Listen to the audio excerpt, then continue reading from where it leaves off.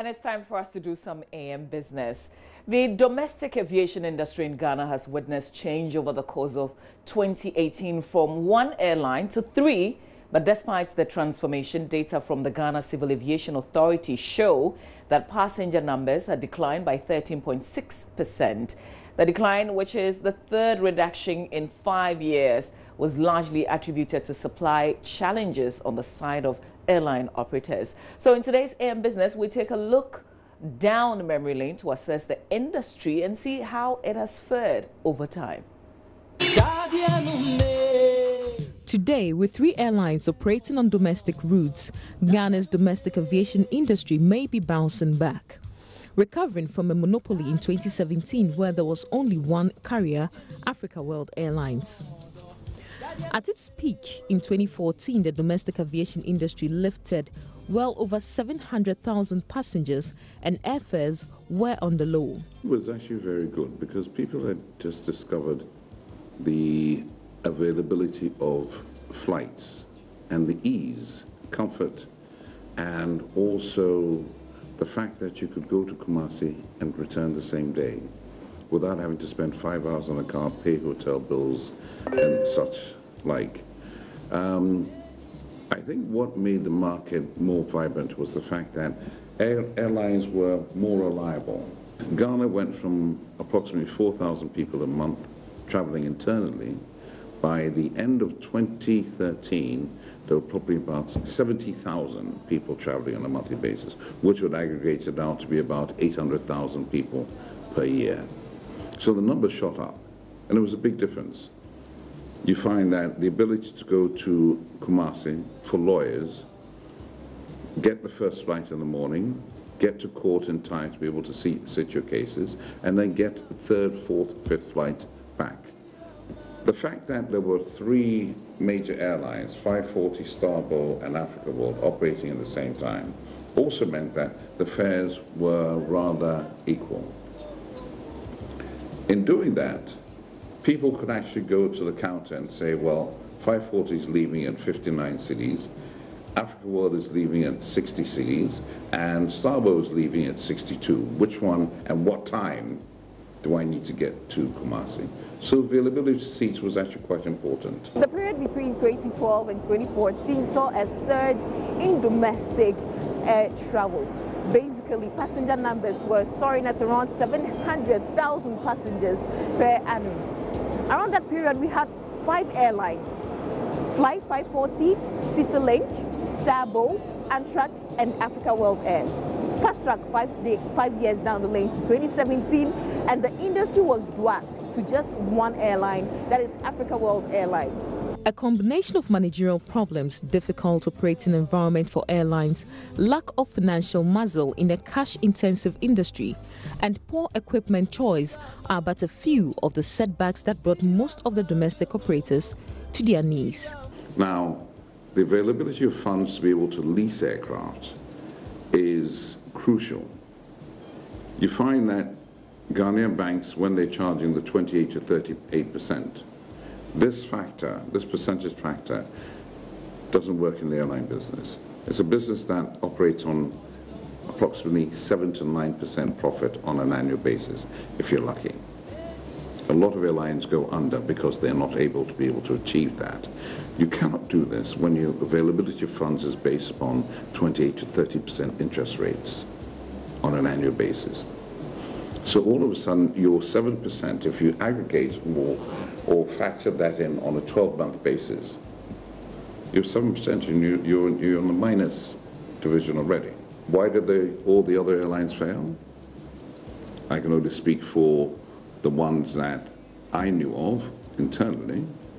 Ours was, 1, the availability of funds in terms of the dollar on the market, the rise in the dollar on the market, the constant requirement of having to search for dollars to be able to pay for leases and fuel. And at the end of the day, this is one of the biggest factors that brought down 540.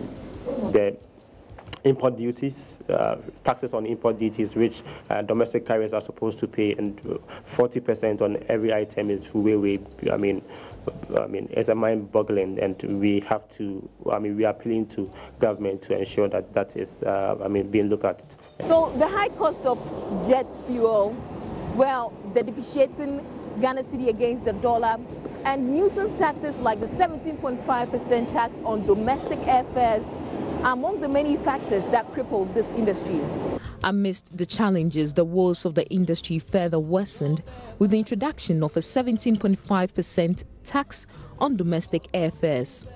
Airfares inched up by 40% with the introduction of the 17.5% VAT on tickets. With it went a total slump in passenger numbers to barely 400,000.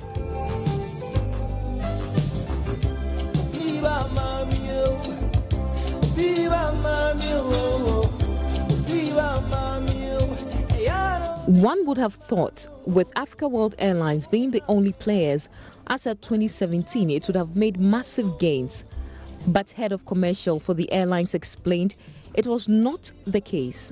I must be very sincere to you. It was it was a difficult moment for Africa World Airlines, looking at their demand at that time, and we couldn't give out all. And you realize that at a point in time we had to cancel flights because we equally had issues with either aircraft or also crew, and that is the problem that we faced in 2018. So one might think we enjoyed a monopoly, but we couldn't enjoy it to its full utilization. We had challenges. We couldn't put supply to the demand that we had in the market at that point. So we had to compensate by cutting off flights on the other regional routes to support our traditional domestic routes. So at the point we were flying 5 times daily from Accra to Lagos. We had to cut down even from 5 to 3 at a point, all to make sure that we serve Ghanaians better, to improve, to support the demand that existed at that time. Not being able to meet the growing demand for air travel, authorities got to work on getting new airlines to come on board. By August 2018, a new airline, Passion Air, and subsequently Unity Airlines joined the market. With the new entrants, stakeholders say there's confidence in growing the passenger volumes. In 2013, when a lot of the airlines came on board for domestic operations, we realized there was a passenger throughput increasing all the way up to around 768,000 passengers per annum. So we believe that now that the figures had come down, with the introduction of new airlines into the domestic market, the numbers will go up again, because we are sure that the prices will also fall. Because aviation is basically the safest and the fastest means of transportation. So if something is the safest, naturally more people would like to jump onto that bandwagon and use it as a means of transportation across the country. So for us, we are very happy. And we are expecting another one to come before the end of the year, so the competition will be tight. In 2013, we had 5 airlines. It reduced to 1, and the number of passengers also reduced. So currently it's picking up, especially after the introduction of the reduction or the removal of the 17.5% VAT.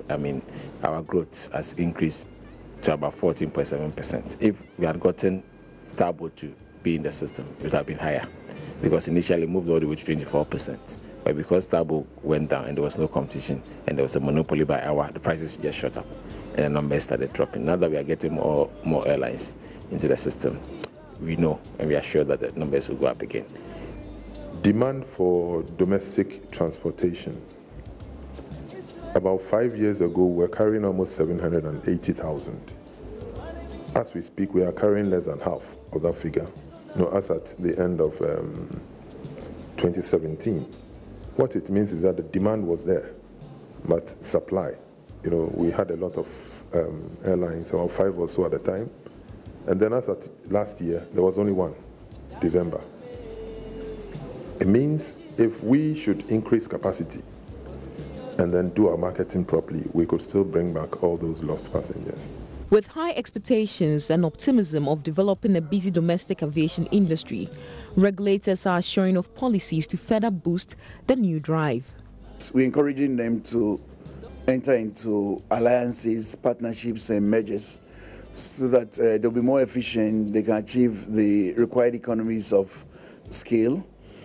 We continue to provide free service or subsidized service to the regional airports. You know, GSL charges only 5 cedis per passenger as the service charge to the regions. GCA is nil. We are still continuing to provide subsidies and incentives to keep the industry going.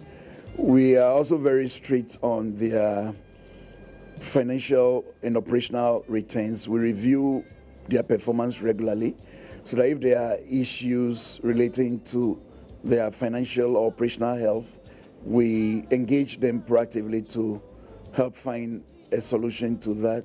We believe that the mistakes of the past should not be repeated. For instance, in the past, a lot of them had very expensive leases because Ghana at that time had not rectified the Cape Town Convention. So that meant that all those leasing aircraft into Ghana were very expensive. Now that has been rectified, we believe that the leases will come down. Secondly, if you take something like aviation fuel, which is a major headache, we've currently set up a committee that is currently reviewing the figures because we seem not to be doing well in terms of competition when it comes to prices. Because we know for a fact that all the oil marketing companies or bulk distributors buy their fuel from the same international market.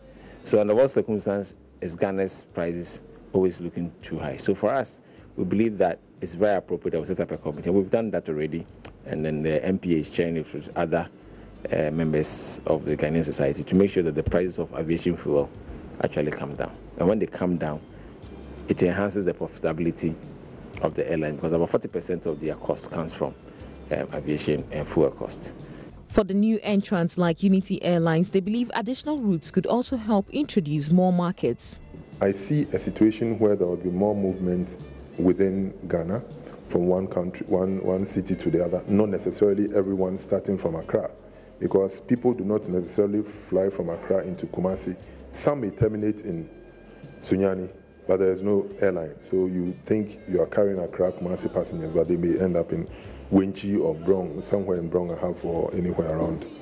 So yeah, in a nutshell, I think there is growth prospects, and we all need to put our act together and make sure we can compete effectively. And to get the market to improve, we need to look at our markets. When we talk about markets, what are our markets? Air markets. We're talking about our various airports across the region. Now we only have 3, basically functioning: Accra, Kumasi, Tamale, and Takoradi. In total 4. So Accra being our base. We are waiting for the authorities to ensure that WA Airport is operational.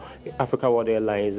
Once we have that green light, we are fully convinced to start operations from Accra to likewise Hull. So once the markets are in place and fully equipped for us to operate, we are good to go.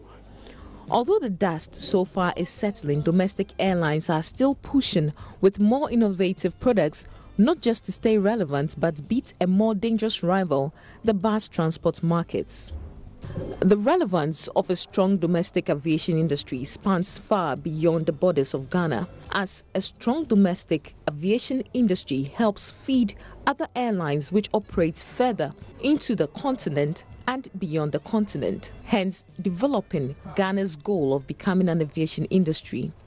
Well, let's stay optimistic and see what happens as more airlines come on board. And like we learned, by next year, we could be having 4 domestic airlines and another airline flying the nation's colors. Reporting for Joy Business, my name is Sheila Tamaklu.